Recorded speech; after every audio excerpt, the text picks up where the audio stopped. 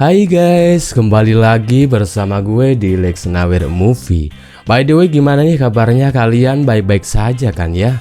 Karena pada kesempatan kali ini Lex Nawir bakal membahas film yang berjudul Restless yang rilis pada tahun 2022. Film ini sendiri menceritakan kisah seorang letnan yang terjebak dalam sebuah kasus yang sangat rumit, di mana saat ia berusaha menyelidiki kasus itu, ia malah berhadapan dengan Ketua Badan Narkotika Nasional. Apakah sang letnan mampu mengungkap kasus ini? Oke lah, daripada kalian penasaran, mending kita langsung saja masuk ke dalam pembahasannya. Dan jika kalian suka dengan channel ini, silakan subrek aja agar kalian tidak ketinggalan video menarik lainnya dari Lex Nawir.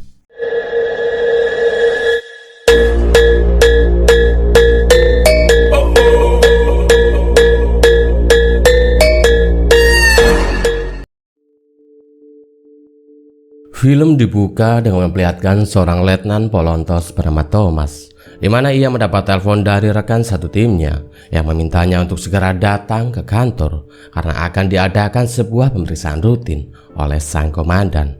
Thomas pun mengatakan jika ia akan segera sampai. Namun apesnya, tak lama ia kembali lagi mendapat telepon, dan kali ini ia mendapat telepon dari saudaranya yang bernama Agatha, di mana Agatha mengabarkan kepada Thomas jika ibu Thomas telah meninggal. Alhasil, pikiran Thomas pun menjadi semakin kacau, di mana di sisi lain ia harus menghadiri inspeksi rutin. Namun di sisi lain juga ia harus segera menemui mendiang ibunya sebelum ia dimakamkan, di mana dalam kondisi seperti itu tentunya membuat Thomas tidak konsen dalam berkendara hingga yang terjadi.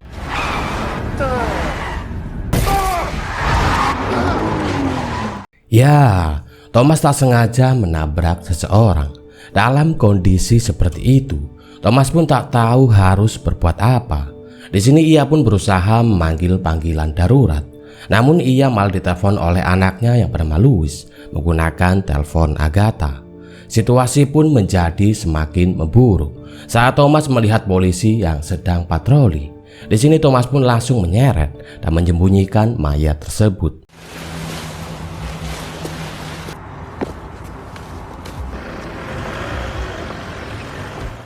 Setelah situasi dirasa telah aman, Thomas pun kemudian memasukkan mayat itu ke bagasi dan menutupinya menggunakan jas yang ia kenakan.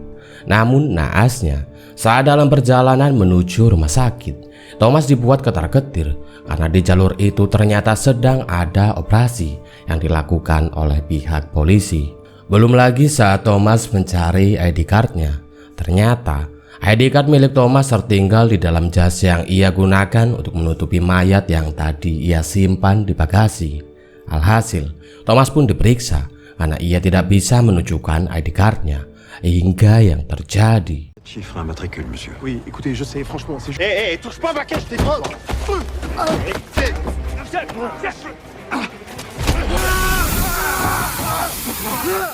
Thomas pun akhirnya dipersilahkan untuk pergi setelah ia mengatakan nomor ID cardnya, di mana setelah mengetahui Thomas adalah seorang letnan, para polisi itu pun meminta maaf pada Thomas. Scene pun kemudian beralih ke kantor polisi, di mana saat inspeksi rutin dilakukan, pihak inspeksi mencurigai jika tim Thomas diduga telah menerima suap dari bisnis narkoba yang akhir-akhir ini semakin merajalela. Di waktu yang sama, Thomas yang telah sampai di rumah sakit, ia pun akhirnya bertemu dengan Agatha dan Louis, di mana Louis menunjukkan mainan barunya yang berupa pasukan perang. Thomas pun kemudian izin kepada Agatha jika ia akan melihat jasad ibunya sebelum dimasukkan ke dalam peti. Namun sebelum itu, Agatha lebih dulu memberikan sebuah salib kepada Thomas dan memintanya untuk masukkan salib itu ke peti mendiang ibu mereka.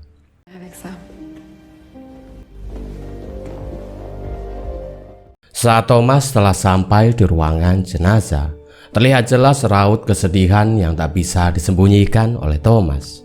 Kemudian Thomas pun memasukkan salib sesuai dengan apa yang dikatakan oleh Agatha. Saat petugas sedang menutup peti jenazah, Thomas terus memandangi ventilasi udara dan nampaknya ia memiliki sebuah ide. Di mana saat petugas telah selesai menutup peti jenazah, Thomas pun segera pergi ke mobil, di mana ia langsung mengikat jenazah yang tadi ia tabrak dengan mainan milik Louis. Thomas pun kemudian memasukkan jenazah itu ke dalam ventilasi udara.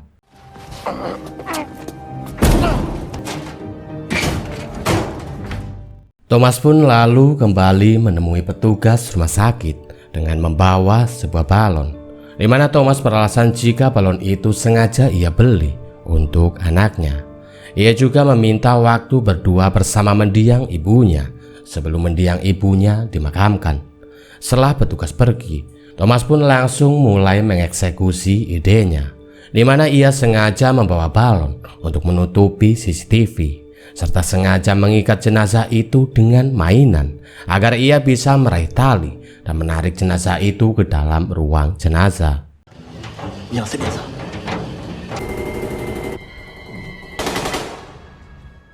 Saat Thomas sedang menjalankan aksinya, salah seorang suster mendengar suara aneh dari dalam ventilasi udara, di mana ia mengikutinya yang berhenti di ruang jenazah.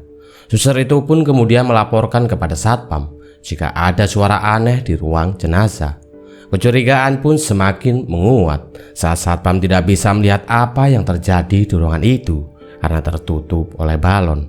Dan pada akhirnya satpam itu pun memerintahkan petugas jenazah untuk mengecek ruangan itu, hingga yang terjadi.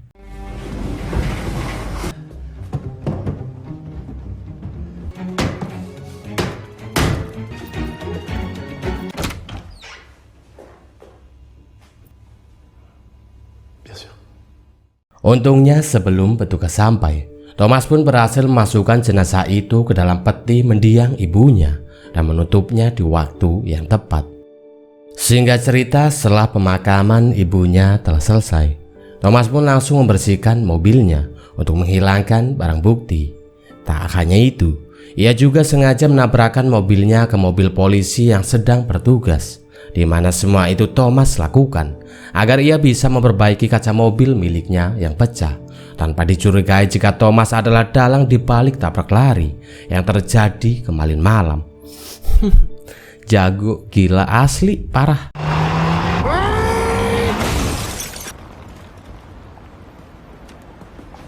Lieutenant Blanc de la criminelle. Beberapa hari kemudian, Thomas dan timnya mendapat tugas dari atasan mereka, di mana mereka diberi perintah untuk menangkap bandar Belkire bernama Manuel Barcelo. Dan yang mengejutkan adalah di mana Manuel ternyata adalah orang yang beberapa hari lalu tewas tertabrak oleh Thomas. Allez, en route, on se bouge. Thomas, qu'est-ce que tu fous? Saat Thomas dan timnya telah sampai di TKP yang diduga merupakan tempat persembunyian Manuel, Thomas tak sengaja bertemu dengan anjing yang beberapa hari lalu hampir ia tabrak, di mana ternyata anjing itu adalah milik Manuel. Thomas pun kemudian mengikuti anjing itu yang mengarahkannya ke tempat lokasi saat ia tak sengaja menabrak Manuel. Vous aider, monsieur? Faites quoi là? Tak lama dari itu, Thomas dihampiri oleh seorang petugas polisi yang sedang menyelidiki mengenai kejadian tabrak lari yang terjadi beberapa hari yang lalu. Thomas yang menyadari dirinya dalam ancaman. Di sini ia pun tak bisa menutupi rasa kepanikannya. Ditambah lagi saat petugas itu mengambil pecahan kaca mobil yang ada di tempat itu dan mengatakan jika ia akan mengecek kamera CCTV untuk mengetahui siapa sebenarnya dalang atau pelaku di balik kejadian tabrak lari yang terjadi beberapa hari yang lalu, di mana hal itu tentu membuat Thomas semakin khawatir. Dénonciation anonyme. Malam harinya saat si petugas dan teman Thomas yang pada majon sedang mengecek kamera CCTV, Thomas sengaja datang ke tempat tersebut untuk mengalihkan perhatian mereka dengan berpura-pura membawakan mereka makanan. Di mana saat mereka mencurigai mobil BMW abu-abu yang diduga sebagai pelaku tabrak lari, Thomas pun langsung meyakinkan mereka jika bukan mobil itu pelakunya, karena ternyata mobil itu adalah mobil milik Thomas. Namun karena dua petugas itu yang sangat yakin jikalau mobil itu adalah pelakunya, mereka pun mencoba untuk mengezoom kamera CCTV untuk melihat plat nomor mobil tersebut hingga yang terjadi. Putain, fais chier. Dan ya, ternyata Dewi Fortuna masih berada di pihak Thomas, di mana saat petugas mengezoomnya, petugas kesulitan untuk melihat plat nomor tersebut karena gambarnya yang ngeblur atau tidak jelas. Keesokan harinya saat Thomas sedang berlatih menembak dengan Naomi, ia mendapat telepon dari orang yang tidak dikenal, di mana Thomas pun sengaja tidak mengangkat telepon itu. Namun siapa sangka orang misterius itu malah menelpon Naomi dan memintanya untuk menyuruh Thomas mengangkat telepon pria misterius itu. Saat Thomas telah mengangkat telepon pria misterius itu, Thomas pun dibuat sangat terkejut sekaligus panik, di mana pria misterius itu ternyata mengetahui jika Thomas adalah dalang di balik meninggalnya Manuel, di mana pria itu mengancam Thomas jika ia akan melaporkan kejadian itu kepada atasannya. Thomas yang panik, ia pun bertanya siapa kamu dan apa yang kamu inginkan, hingga yang terjadi.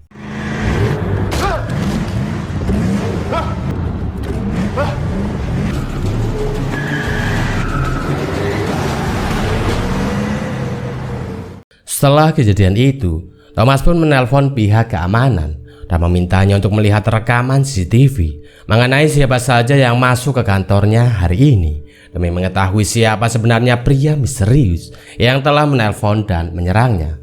Namun saat Thomas sedang menelpon, pria misterius itu kembali menelpon Thomas hingga yang terjadi. Ya, Thomas tiba-tiba diserang oleh Kapten Marelli yang merupakan kepala badan narkotika di kepolisian. Thomas yang menyadari jika Kapten Marelli adalah pria yang mengetahui jika ia adalah dalang di balik kematian Manuel. Ia pun kemudian langsung menyerang dan berusaha membunuh Kapten Marelli yang sedang berada di WC. Namun karena kalah pengalaman, Thomas pun dibuat tidak berdaya, bahkan hampir meninggal oleh Kapten Marelli.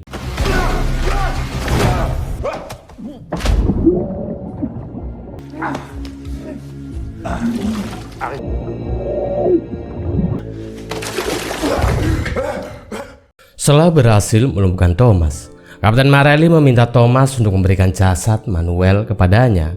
Di sini Thomas pun agak curiga, kenapa Kapten Marelli menginginkan jasad Manuel? Buat apa? Dia kan sudah meninggal.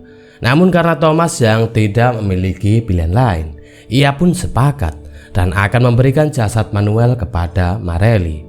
Karena jika tidak, Kapten Marelli mengancam jika ia akan melaporkan kasus itu kepada atasan Thomas. C'est moi qui te contacterai. Singkat cerita, Thomas pun pergi ke makam ibunya dan mengambil jasad Manuel. Di sana Thomas yang menaruh rasa curiga kepada Kapten Marelli. Ia pun sengaja mengambil HP Manuel dan mengecek mayatnya, di mana Thomas menemukan dua bekas luka tembakan di punggung Manuel. Di sini terungkap sebuah fakta, jika ternyata sebelum Manuel tertabrak oleh Thomas, ternyata Manuel lebih dulu dibunuh oleh seseorang yang bisa jadi itu adalah ulah dari Kapten Marelli.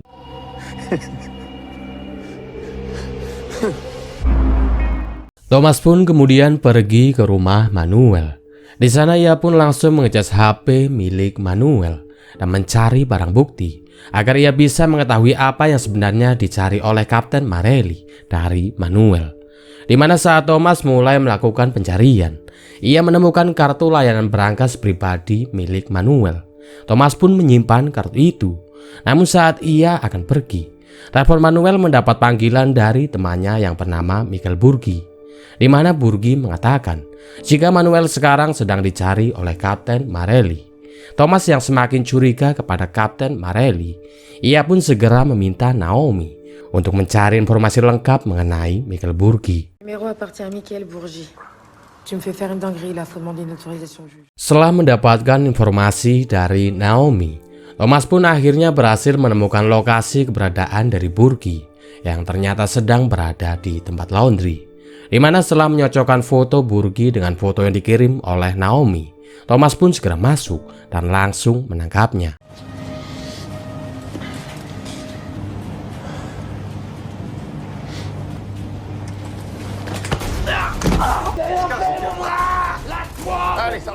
Thomas kemudian melakukan interogasi terhadap Burgi dengan memasukkannya ke dalam mesin cuci, di mana Thomas menanyakan mengenai apa sangkut pautnya antara Kapten Marelli dengan Manuel. Pada awalnya Burgi menolak untuk menjawab, namun karena diancam akan digiling menggunakan mesin cuci, akhirnya Burgi pun mau mengatakan semuanya, di mana ternyata selama ini Marelli memanfaatkan jabatannya sebagai kepala narkotika, di mana ia sengaja meleburkan narkoba sitaan ke dalam saluran air yang terhubung ke markas Manuel, sehingga Manuel pun bisa mengolahnya kembali dan menjualnya dalam bentuk cair, di mana keuntungan dari hasil penjualan barang haram itu akan dibagi rata, yaitu 50% untuk Manuel dan 50% untuk Kapten Marelli. Dan alasan Kapten Marelli mencari jasad Manuel karena ternyata Manuel telah mencuri kunci brankas yang dijadikan tempat menyimpan seluruh keuntungan dari hasil penjualan barang haram itu. Burgi mengatakan jika Manuel sengaja memakan kunci brankas itu agar Kapten Marelli tidak bisa mendapatkannya. Setelah mengetahui fakta yang sangat mencengangkan itu, Thomas pun langsung pergi ke makam ibunya, di mana di sana ia langsung membedah perut Manuel agar ia bisa menemukan kunci brankas itu. Namun sayangnya, saat Thomas telah berhasil menemukan kunci brankas itu, tiba-tiba ia dipergoki oleh John yang mengira jika Thomas adalah pelaku yang telah membunuh Manuel. Alhasil, Thomas pun langsung diamankan oleh John. Fais ça. Enfile les menottes. On n'est pas des flics modèles. C'est bon. Mais là, ça craint. Dalam perjalanan menuju kantor polisi, Thomas pun menceritakan apa yang sebenarnya terjadi. Dan alhamdulillahnya, di sini John pun percaya kepada Thomas. Tak lama dari itu, Thomas kembali mendapat telepon dari Kapten Marelli yang meminta Thomas untuk menjauh dari mobil hingga yang terjadi.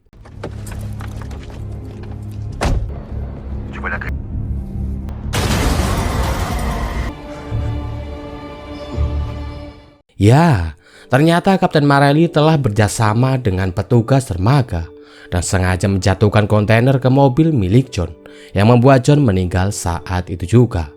Setelah kejadian itu, Thomas pun kembali mendapat telepon dari Kapten Marelli, di mana kali ini Kapten Marelli sengaja mengatakan jika ia sedang berada di rumah Thomas, di mana ia sengaja mendengarkan pembicaraannya dengan Agatha serta anak Thomas yaitu Louis, agar Thomas segera memberikan jasad Manuel kepadanya.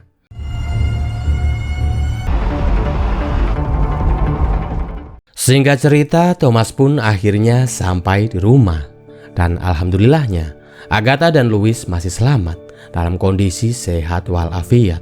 Namun karena Thomas yang tidak mau anggota keluarganya terancam, ia pun sengaja menyuruh Agatha dan Louis untuk sementara mengungsi dan pergi dari kota itu demi keselamatan mereka. Setelah mengamankan keluarganya, Thomas pun segera pergi ke kantor, di mana ia meminta beberapa senjata dan keperluan yang ia butuhkan untuk berjaga-jaga saat ia bertemu dengan Kapten Marelli. Thomas kemudian segera pergi menemui Kapten Marelli. Namun sebelum itu, ia lebih dulu masang sebuah bom di mayat Manuel, di mana ternyata Thomas telah menyiapkan sebuah rencana untuk membunuh sekaligus membongkar kebusukan yang dilakukan oleh Kapten Marelli. Voler ton corps.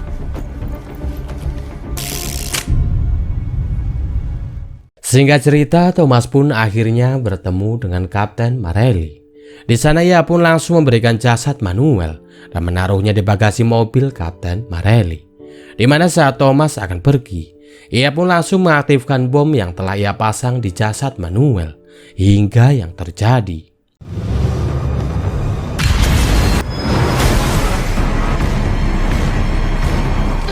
Ya, ternyata Kapten Marelli tidak meninggal dalam ledakan itu dan langsung menyerang Thomas, di mana dengan susah payah akhirnya Thomas pun berhasil membunuh dan mengungkap kebusukan yang selama ini disembunyikan oleh Kapten Marelli.